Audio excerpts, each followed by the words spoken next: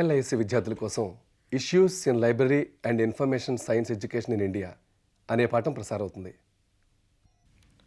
Library and information science education is now over 100 years old.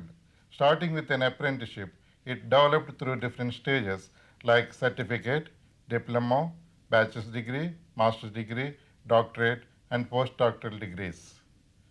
As a professional education, it has developed its own knowledge base with adequate theoretical foundations as well as practical skills needed for the systematic study of a profession. The advancement of knowledge levels has also raised the status of the library profession. To understand the present and future needs of the profession, we need to analyze the major issues confronting the LIS education in the country. In this video lesson, a panel of experts will discuss the origin and growth of LIS education, various levels of LIS education, need for accreditation, infrastructural facilities, IT and its challenge, regional media, and LIS research. Today, we have three experts in our studios. Prof.A.A.N.Raju, former professor of Library and Information Science and Dean Faculty of Social Sciences, Osmania University, Hyderabad. Thank you. Professor L.S.Ramaiah, former University Librarian, Central Institute of English and Foreign Languages, Hyderabad. Thank you. Professor N. Guruswaminaidu, former professor of Library and Information Science, Sri Venkateshwara University, Tirupati. Thank you. Professor A.N.Raju, you have been in this profession first as a librarian, then as a teacher of library science over 3 decades or so. Could you tell us the origin and development of library and information science education in this country? Well, Dr. Rao, LIS education has a long history. As far as our country is concerned, it has a century of history. And before that, I must say that the first library school was established in the year 1887 in the United States by Melville Dewey. As far as our country is concerned, the first library school was established in the year 1911 by W.A. Borden. Later in the year 1915, Arthur Don Dickinson has started formal library classes to manage the public library system in the Baroda state. And in the year 1914, Andhra Desha Library Association was established. And this particular association started classes to the people who are managing the voluntary public libraries. And it has instituted classes in the year 1920. Likewise, Andhra University also has started a certificate program in library and information science in the year 1927. And Madras Library Association also started a certificate program in the year 1927. Later, it has been converted into a diploma program in 1931. Similarly, the former Imperial Library Calcutta also started formal training programs to train the certificate course holders, and the particular course was directed by late Asadullah. And like that, you will find before independence, you will find there are nearly 5 universities which have started the courses. I must mention first Benares Hindu University in 1942, then Bombay University in 1944, Calcutta University in 1946, and Vikram University Ujjain in 1947. Before independence, we will find there are only 5 library schools started by the universities. After independence, the number has gradually grown. Now at present, we have 100 library science schools in the country offering various types of courses. And in addition to that, I also must mention that certificate level programs are being offered by most of the library associations and institutions. At present, in addition to the university programs, you will find distance education also. There are 7 different universities conducting bachelor's degree programs in the country. And master degree program is also being offered by some of the distant universities. And as for master degree is concerned, the Delhi University started the master degree program in 1949, followed by Benares Hindu University in 1965. Nearly there are 50 to 60 library schools which are offering master degree program, and 20 to 30 universities offering MPhil and PhD programs. Now we see that after independence there is a phenomenal growth of library schools in the universities. Besides, we are all aware that INSTOP and DRTC also offer training programs. They offer, earlier they offered associateship in documentation, now the degree is called associateship in information science. Now this is a phenomenal growth, and definitely I think as far as LAS education is concerned, the picture is very rosy. Of course, it has certain problems. I think that we will be discussing later in this particular program. Professor Naidu, could you give us briefly about the present scenario of LIS curriculum, the duration, and the mode of teaching, etc.? Thank you, Dr. Rao. Now, this curriculum has several dimensions, and one such dimension is duration, and then there are vast differences between one university and the other with regard to the syllabi. You know, this has been changing all along, keeping the changing needs of the libraries or the demands made by the universities. Now, for example, way back, this 1940s, a major thrust was on cataloging and areas like classification, library management, which was then called library administration. Now, in course of time, the complexion and the character of the syllabi have drastically changed. Now, for example, the librarian is no longer a technician who is competent in skills in the areas like cataloging and classification. Now, he should be a good manager too, because the libraries are growing, and you should be a good manager. How to pool the resources, how to manage the people, and these are very important aspects. Now, coming to the current scene, I can say this: we are talking very loud about this information technology. In almost every university, there's an additional paper, a new paper on information technologies being added. Now, this about the duration of the courses. We have two independent programs. One degree is called a bachelor degree, and the other is called a master's degree, and each of 1 year duration.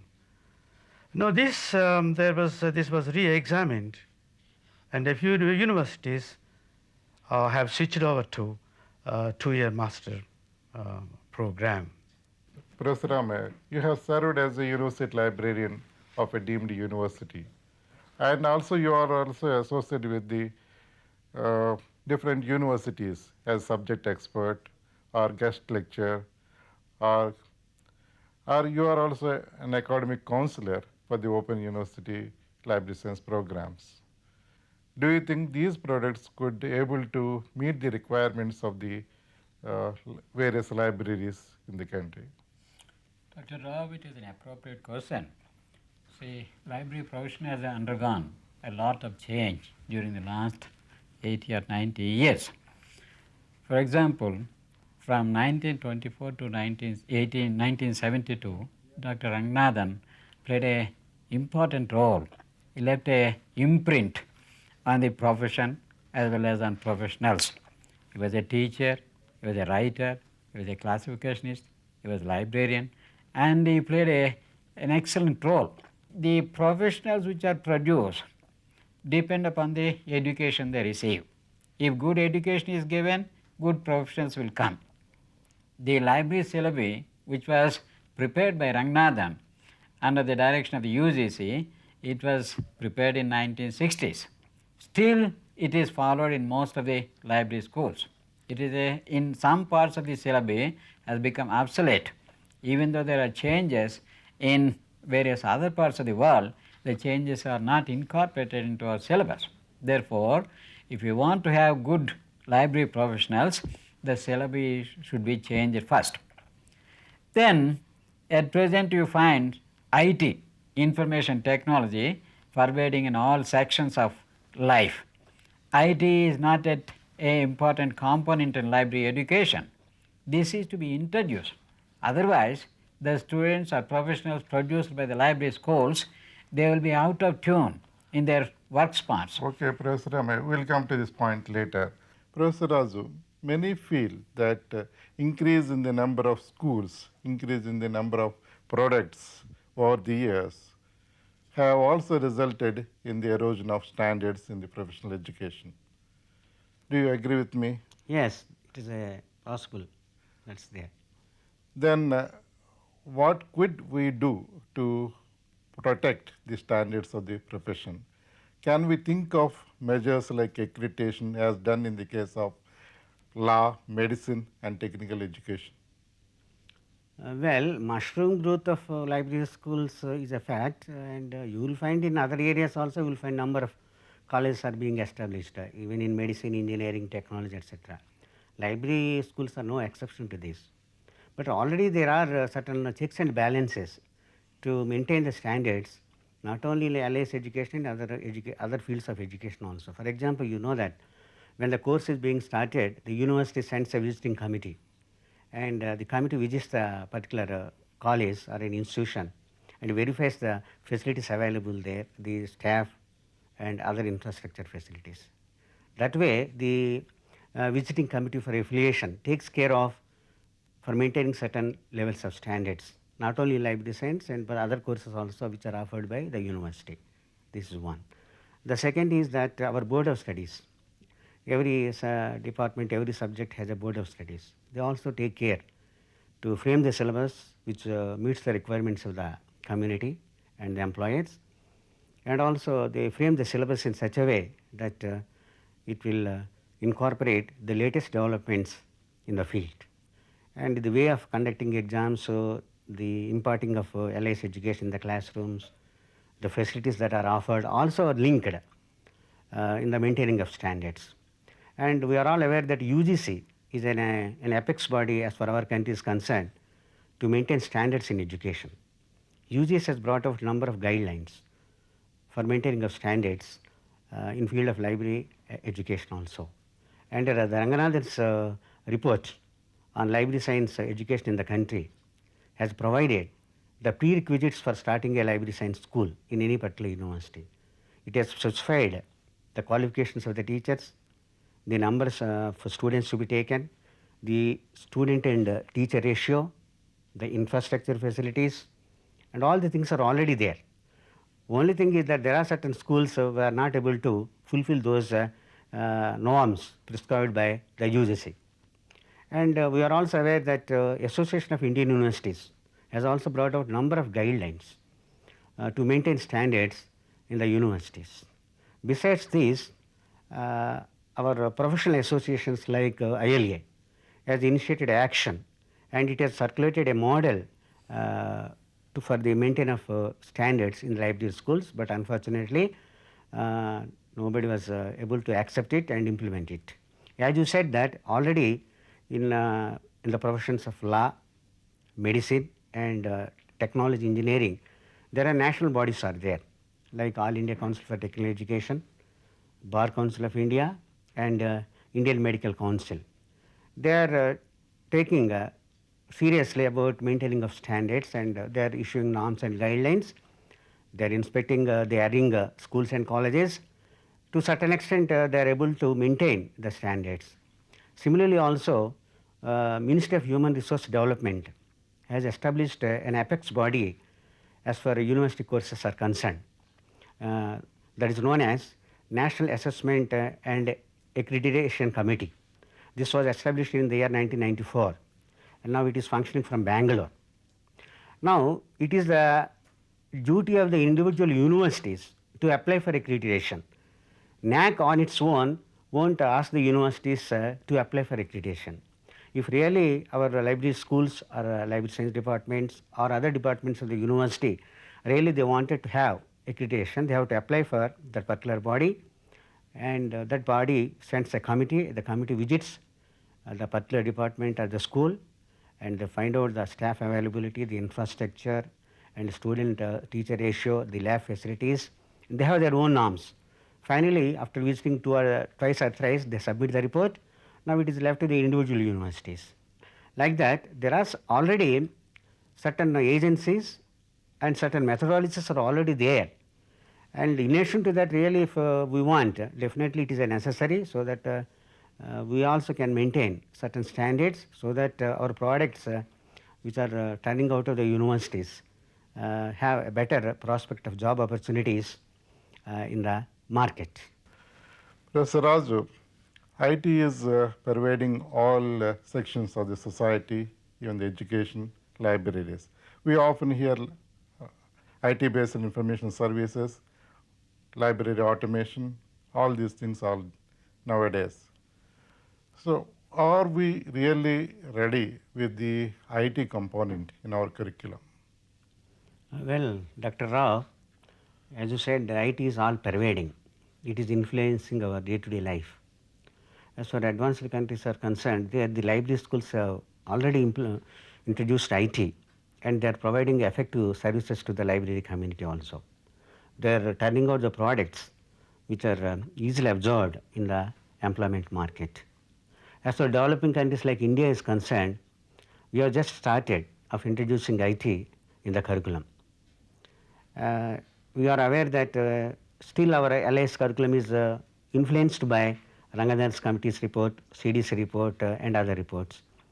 And as Professor Naidu has rightly said, the infrastructure facility and the funding is not forthcoming as wished by the library schools. Once the universities and other funding agencies, they start funding the library schools very generously for establishing computer labs and appointment of qualified teachers, providing good library facility and computer lab facility. I am not very sure that even though we introduce an IT paper or two papers in the curriculum, it may not be very effective. What I want to say that it should not be theoretical lectures in the classrooms. The students should be exposed to the practical work in the computer labs so that they will know the advantages and the utility of IT.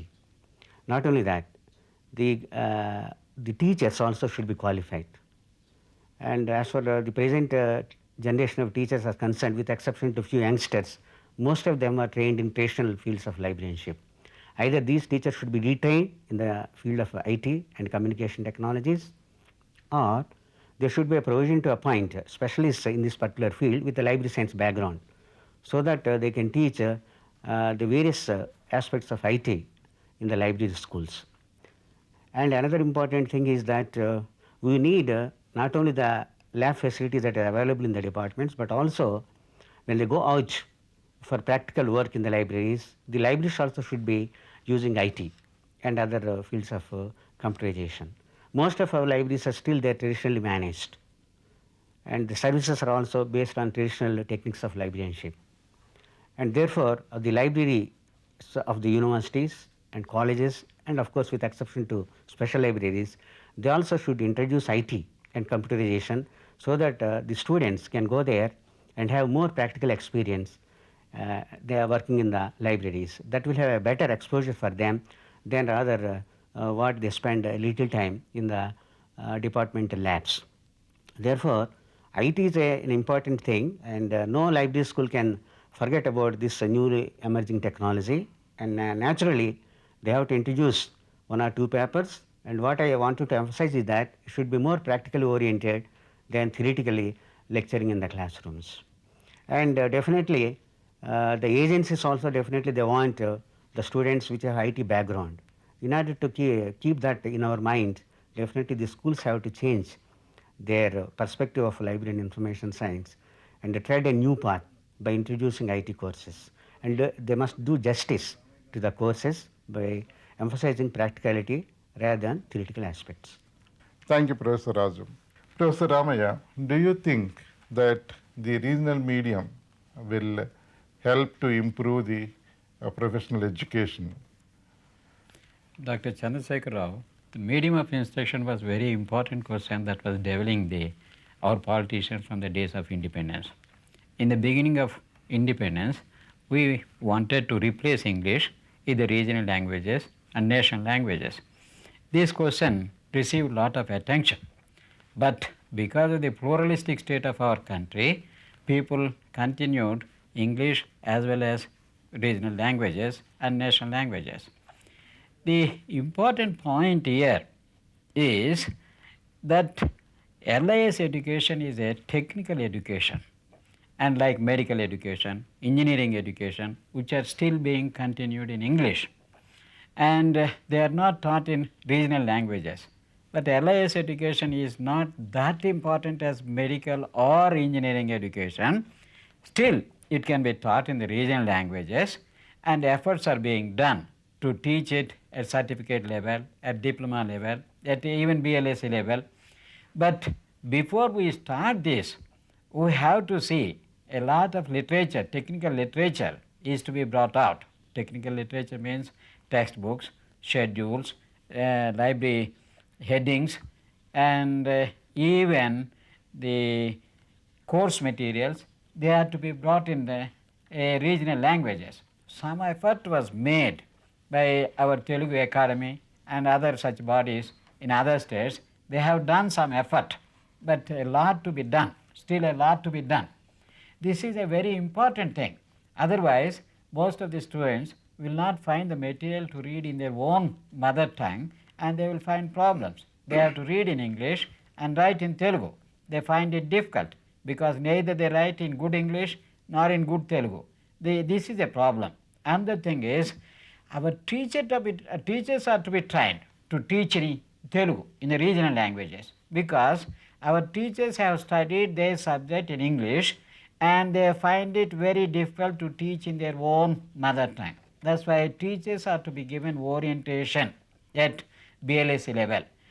These regional languages can be adopted up to the BLSC level, but at MLSC level, I think the subject should be taught only in English, because most of the standard books which are available for MLSC course, they are in English, and further the products who are produced, they have to find market, because people who have completed MLSC, they would like to go throughout the country or even at an international arena, they want to find job opportunities.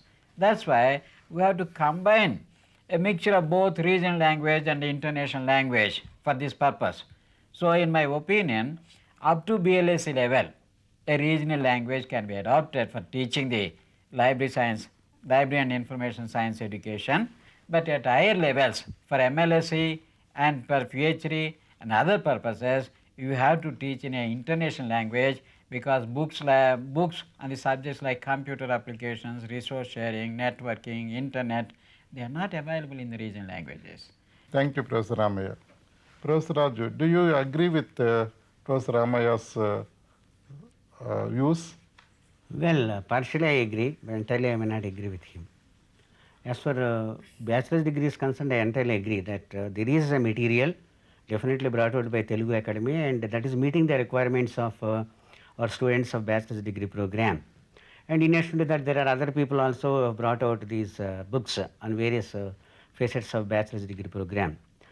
Professor Naidu, so there has been a spurt in the research activity in library and information science nowadays. What are the problems faced by the library schools regarding the research? Now take an example between 93 and 97, in the span of 4 years, as many as 87 PhDs were produced, rolled out from the departments of library science. Now something that's an incredible achievement. But there is also criticism that everything is not well with our research. And the main criticism that has been voiced against the quality of research is that there is always repetition of, or there is the temptation on the part of the researcher to take a subject, to select a theme which is comparatively easy. Now, there are many fertile areas left out. For example, most of the library science professionals try to avoid as much as possible the areas like information technology. And if the font subjects have been library science education or public libraries or things like bibliometrics. No doubt, the progress in LIS education is better when compared to that of many developing countries. The developments in the field of information technology are heavily influencing the LIS education in our country. To cope with the changing environment, we have been improving our infrastructural facilities, providing training for the faculty on the use of information technology, and strengthening our research base. Hope these developments will bring in qualitative improvements to the LIS professionals of our country.